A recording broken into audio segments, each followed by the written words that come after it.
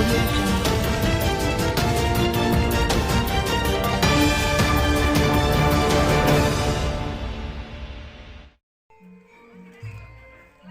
Terinspirasi dari Eyang Jekso, seorang tokoh pengadil di bumi Anjuk Ladang kala itu, Kajari Nganjuk melaunching rumah restoratif justice di Desa Grojogan, Kecamatan Berbek, tempat Eyang Jekso dimakamkan.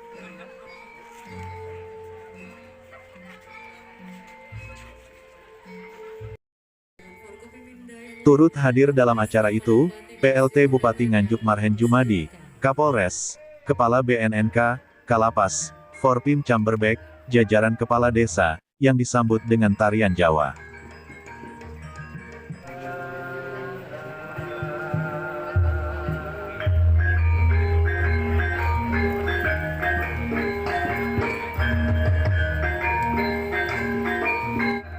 Di launchingnya rumah restoratif justice ini bertujuan untuk memberikan kenyamanan kepada masyarakat dalam perkara hukum.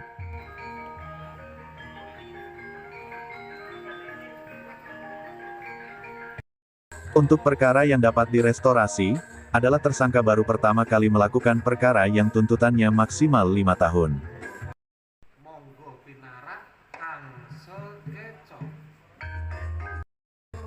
Kajari Nganjuk, Nopi Tenovero Saud mengatakan, Ibu Kepala Kejaksaan Tinggi, telah melaunching rumah restoratif justice di 16 kabupaten, yang dipusatkan di Bojonegoro.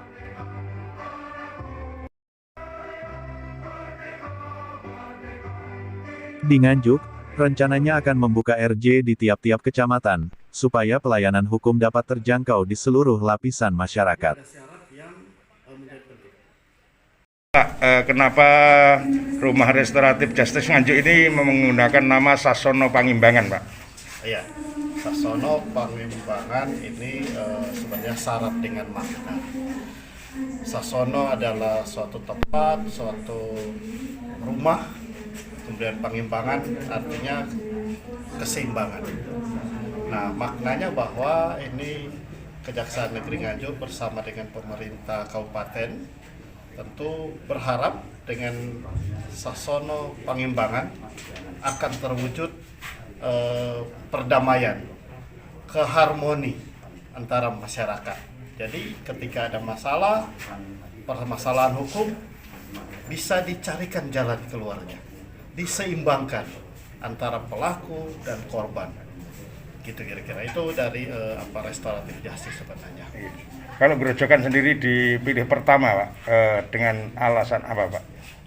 Kami memang memilih melaunching di Desa Grojogan karena konon katanya desa ini, cikal bakal desa ini tidak lepas dari sejarah makam kuno yang ada di tempat ini, yaitu yang dikenal oleh masyarakat sebagai Eyang Jekso. Nah, karena ini berkaitan dengan seorang adiaksa yang dulu ditugaskan di bumi Anjuk Ladang sebagai petugas hukum. Karena itulah maka kami memilih tempat ini sebagai tempat untuk melaunching. Tapi nanti ke depan, seperti yang disampaikan oleh Pak Bupati, ini juga akan di-launching di beberapa tempat. Nah, diharapkan tentu Sasono Pangimbangan di tempat yang lain juga berfungsi yang sama. Kalau di Nganjuk sendiri, Pak, yang sudah Kajari Nganjuk yang mengajukan restoratif justice sudah ada berapa perkara, Pak?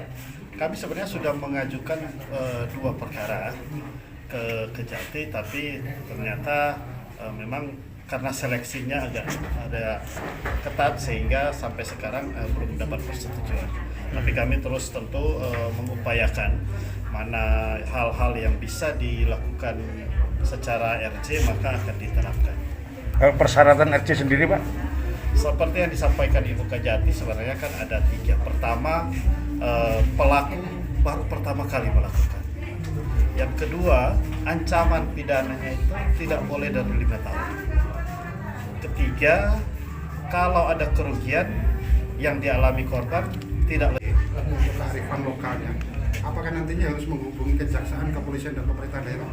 Oh, prinsipnya sebenarnya penerapan ini kan kearifan ini sebenarnya sudah diterapkan di desa ini, sehingga nilai-nilai ini yang kami ambil sebenarnya. yang sejalan dengan RC.